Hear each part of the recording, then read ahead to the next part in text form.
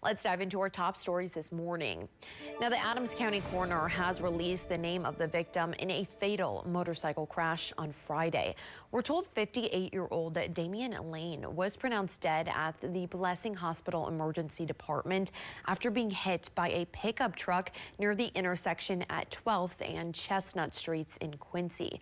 Now, the crash remains under investigation by the Quincy Police Department.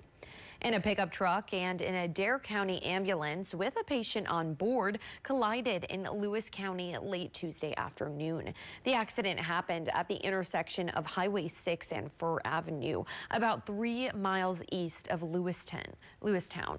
A Lewis County firefighter told reporters that the patient inside the ambulance was flown to a hospital for treatment of unknown injuries. The driver of the pickup and the ambulance were taken by other ambulances to a hospital. The injuries suffered by the ambulance crew were not thought to be life-threatening.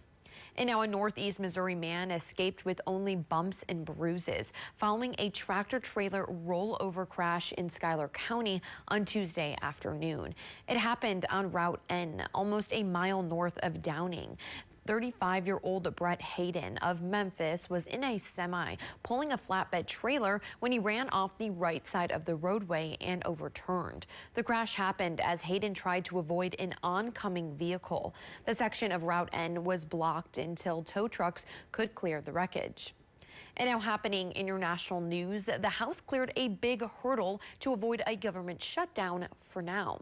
The chamber passed a continuing resolution extending funding for some government agencies through mid-January and others through early February. Democrats joined in to help the measure pass after hardline conservatives in the GOP voted against it because it lacks big spending cuts. It appears the major parties in the Senate will work together to pass it as well.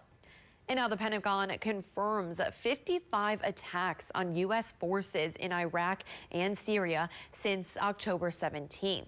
Pentagon Deputy Press Secretary Sabrina Singh says 27 took place in Iraq and 28 in Syria. Now, the U.S. believes Iranian-backed groups are responsible for those attacks and has responded with 3 strikes over the last 2 weeks against Iranian weapons depots in Syria. Now, Singh was pressed on the effectiveness of those deterrence measures Tuesday. And officials say at least 6 people are dead after a student bus was involved in a multi-vehicle crash on Interstate 70 in Etna, Ohio, Tuesday morning. Troopers say 3 of the deceased were 18 years old and younger. The other 3 were between the ages of 39 and 56. 3 were on the student bus and 3 were in separate vehicle. 15 students and the bus driver were hospitalized. The bus carrying students was rear-ended by a commercial tractor trailer.